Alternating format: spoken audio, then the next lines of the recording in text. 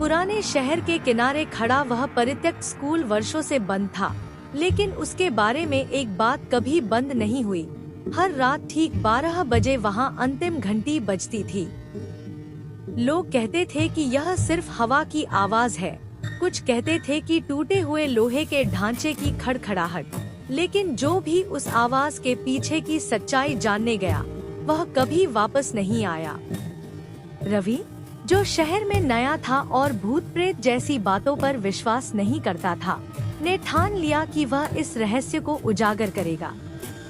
एक रात जब आसमान में बादल घिर आए थे और हवा में अजीब सी ठंडक थी, वह टॉर्च लेकर उस स्कूल की ओर बढ़ गया। जैसे ही वह जंग लगे गेट के पास पहुंचा, गेट अपने आप धीरे धीरे चरमराता हुआ खुल गया, मानो किसी ने अंदर से उसका स्वागत किया हो।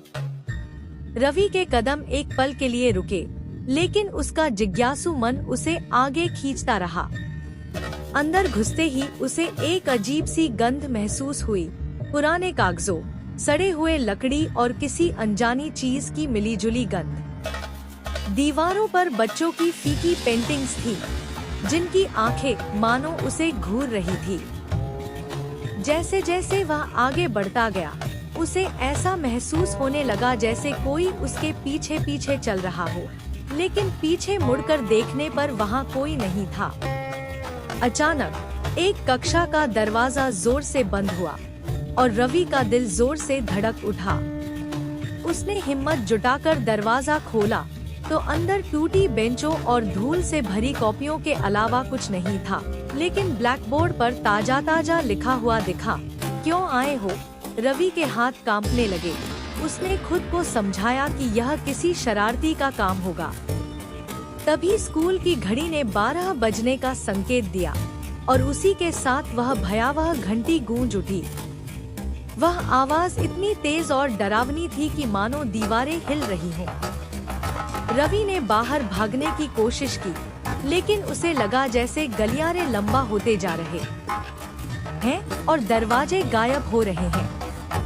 अचानक उसे बच्चों की धीमी धीमी हंसी सुनाई देने लगी, एक ऐसी हंसी जिसमें खुशी नहीं बल्कि दर्द और क्रोध छिपा था। टॉर्च की रोशनी झिलमिलाने लगी और उसके सामने कुछ आकृतियां उभरने लगी।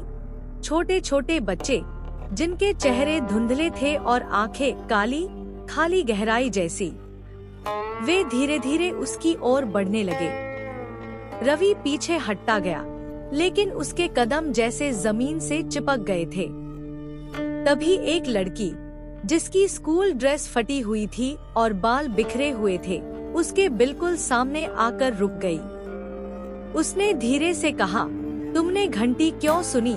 उसकी आवाज इतनी ठंडी थी कि रवि की रूह कांप उठी। रवि ने कुछ बोलने की कोशिश की, लेकिन उसकी आवाज गले में ही अटक गई। लड़की ने अपना सिर तिरछा किया और मुस्कुराई, एक ऐसी मुस्कान जो इंसानी नहीं थी। अब तुम भी यही रहोगे, उसने फुसफुसाया। तभी अचानक पूरा स्कूल अंधेरे में डूब गया और घंटी की आवाज और तेज हो गई, जैसे कोई उसे बार बार बजा रहा हो। रवि चीख पड़ा, लेकिन उसकी चीख उस भयानक ध्वनि में खो गई। अगले दिन शहर के कुछ लोगों ने देखा कि स्कूल का गेट खुला हुआ था। अंदर जाकर उन्होंने सिर्फ रवि की टॉर्च पाई, जो अभी भी जल रही थी, और ब्लैकबोर्ड पर एक नई लिखावट, अब एक और आ गया है। उस दिन के बाद घंटी की आवाज पहले से भी ज्यादा तेज सुनाई देने लगी और कभी कभी रात की खामोशी में किसी के चीखने की आवाज भी सुनाई देती थी। कहते हैं, अगर कोई उस स्कूल के पास जाकर ध्यान से सुने, तो उसे बच्चों की धीमी हंसी के साथ एक नई आवाज भी सुनाई देगी, रवि की, जो अब हमेशा के लिए उस अंतिम घंटी का हिस्सा बन चुका है और इंतजार कर रहा है अगले किसी जिज्ञासु के आने का, ताकि वह भी उस भयावह स्कूल का कैदी बन सके, जहां से निकलने का कोई रास्ता नहीं और जहां हर रात बजती है अंतिम घंटी।